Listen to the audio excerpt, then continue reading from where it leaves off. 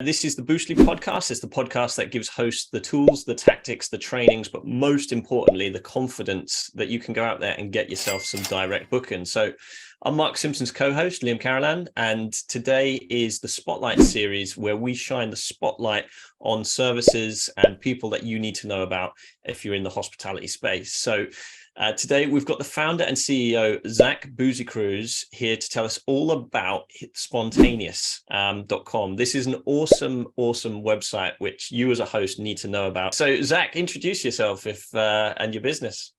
Yeah, absolutely. Thank you first and foremost for the time, Liam. I'm a big fan of the work that you and Mark are doing, and of course the show. Yeah, a little bit about me. So I'm a marketer by trade. I have spent the last actually almost 10 years. I started when I was in college working at a boutique agency that actually serves the nonprofit and higher education sectors. So that's been a lot of fun. I've helped colleges and universities market their programs and their offerings.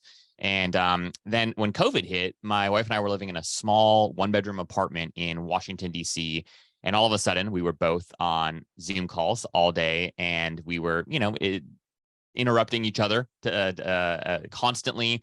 It was difficult to focus, and we both kind of like looked at each other one day, and we said, "You know what? We got to get out of here. Like, we have to find like a slightly larger space, anyways." Mm-hmm. So we were looking around, and we had this crazy idea of like, well, what if we just broke our lease and hit the road and just tried this whole like digital nomad thing, right?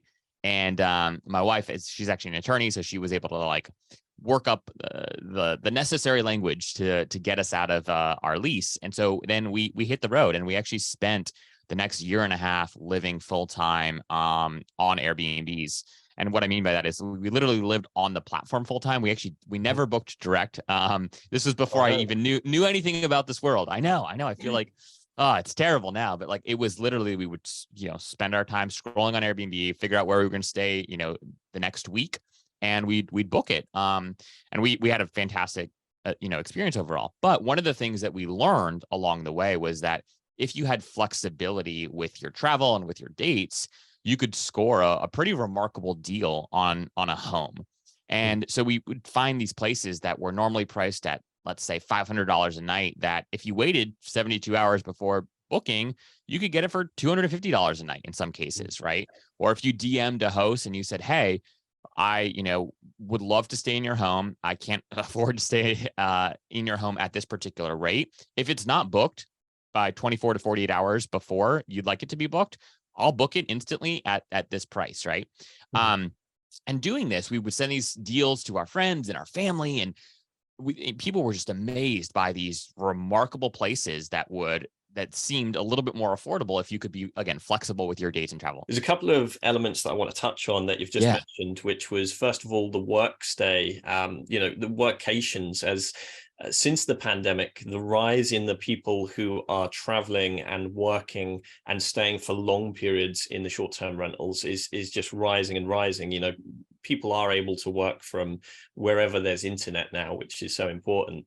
Yeah. Was there anything in particular? Was there any themes when you picked somewhere to stay? Was there any aspects which was really important to you? And I think this is useful for people listening, so they can tailor their listings towards travelers like yourself who are looking to stay for long periods of time. What sort of amenities did you look for? Yeah, that's a great question. So one of the things that everyone expects me to say when they ask this question is like, "Oh, a dedicated workspace." However, I don't think that that's important. I think the reality is people don't want to feel like they're in an office. And so like the reason people aren't going back to their offices is because they enjoy working remotely. So I think it's less important to carve out like a desk and a super nice, like little, like, workstation. And it's more important to make sure that you have excellent Wi-Fi. Obviously, this is limiting depending on, where in the world you are, but get the best Wi-Fi you can possibly get, and make sure that there are spaces that are conducive to setting up a laptop. So what I mean by that is, hey, maybe if you have an island, right, in your home, maybe spend a little bit more time figuring out how could you design especially if you're building something from the ground up, how could you design the island in a way that's conducive to two people being able to kind of like work across from each other on their laptops, something like that, right? Or, hey, how are you effectively setting up corners and really sort of like spaces to sit in your home with like a lot of natural light, right? A lot of people are on Zoom calls, right? And being in a dark kind of room on a Zoom call is weird. So are there places where people can pop open their laptops where they'll get a good stream of natural light so they look good on their podcast interviews or their Zoom calls, right? So optimizing the spaces that you do have rather than feeling like you have to create a new like dedicated workspace. No one, wants to just sit at a boring desk. So that's one thing. And then the other thing that I would just add quickly here is that if you do want to tailor your stay more towards kind of the workcationer, having an external monitor, right, and like the appropriate like HDMI cord so that people can take their laptop and plug it into a larger screen and have that kind of double screen effect that many of us love from our days in the office. Mm-hmm. I think that is a fantastic investment. It's incredibly cheap. It's not expensive, but being able to store something like that in a closet, maybe even with an external keyboard, could be a huge value add. Would be a huge value add to somebody like me. Let's talk about Sponstayneous. Yeah. First of all, awesome name. How did you come up with that? Thank you. Well, it was honestly, it was kind of just I work in marketing. I've helped many organizations develop brands. And what we really want to be true, and what is true about Sponstayneous that we want to keep true, is this isn't like we're not trying to build like another OTA, right? Like the idea is not necessarily to like build a competitor to Airbnb. The idea is not to build another like listing site. Really, what we want to do is we want to find a way to create opportunities for hosts that do have last minute availability to connect with the best, most qualified, flexible travelers, so that the host gets a booking and that the traveler gets some semblance of a discount, right? Whether that's coming in directly, whether that's like a discount on the back end, whether that's just like, maybe more amenities in the home than they would have otherwise received. So when we were thinking about, okay, this is really important to us. What name kind of makes sense here? We loved the word spontaneous. How does it work from a host's point of view? So is it for anybody? Is there particular criteria that hosts have got to meet to be able to get onto the newsletter? Or how do you select, I guess, the deals which come up? Yeah, that's a great question. So I will say right now at this particular moment, we've been Airbnb exclusive in that the way that our tech runs is we're scraping Airbnb, right? And the reason for that is actually twofold. One, of all the other like listing sites out there, it's because we've built first for the guests. We're trying to build first for like travelers, right? Mm-hmm. It's kind of our mantra here.